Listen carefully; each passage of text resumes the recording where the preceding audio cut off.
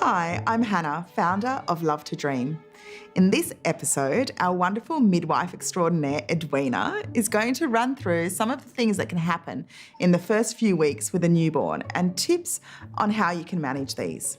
For many parents, the first 4 to 6 weeks after birth can be relatively calm. Your baby seems to sleep a lot. They move through the day and night, sleeping and feeding.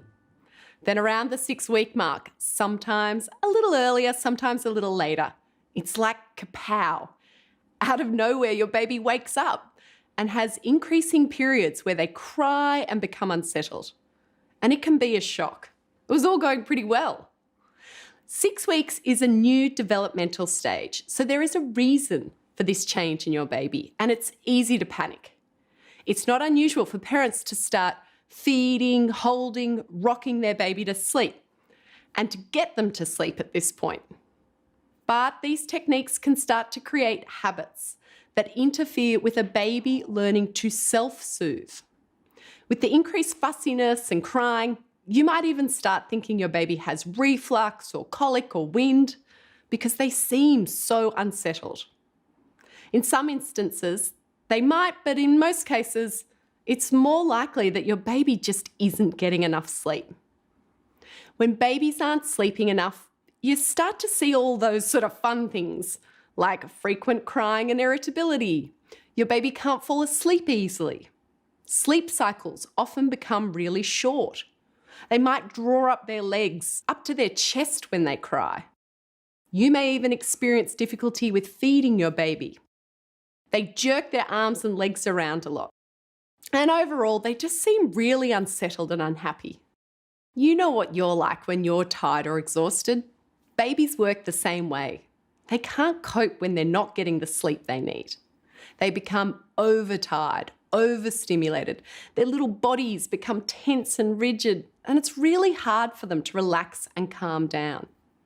Interestingly, when they do start getting the sleep they need, what you thought might have been reflux, colic, or wind disappears. But not in all cases. So please, don't use this information to diagnose your baby.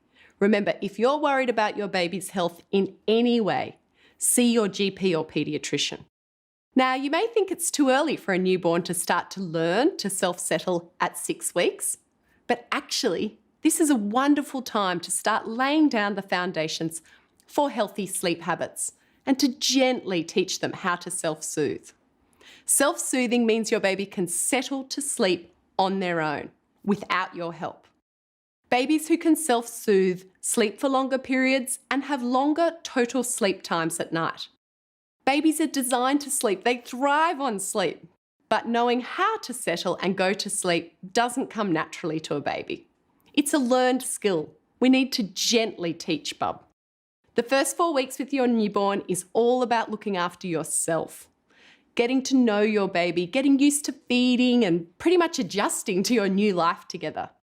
After this, you can start to implement the 4 foundations to healthy sleep that we're going to take you through and start teaching your baby to sleep. You can certainly start practicing them in the first 4 weeks.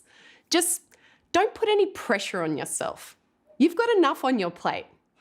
In fact, you can begin to lay the 4 foundations to healthy sleep whenever you're ready. From birth, 4 weeks, 6, or even 8 weeks. It's your choice. And although it's easier to start in the first few weeks, don't worry if you have an older baby who has sleep or routine issues, or if you think they're starting to develop some sleep issues.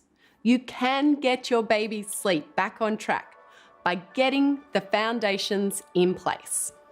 It might just take a little more time to form new sleep habits, but I promise they'll learn. Remember to look for the lesson summary below this video. You'll find extra information links and you can download printable guides to refer back to when you need them.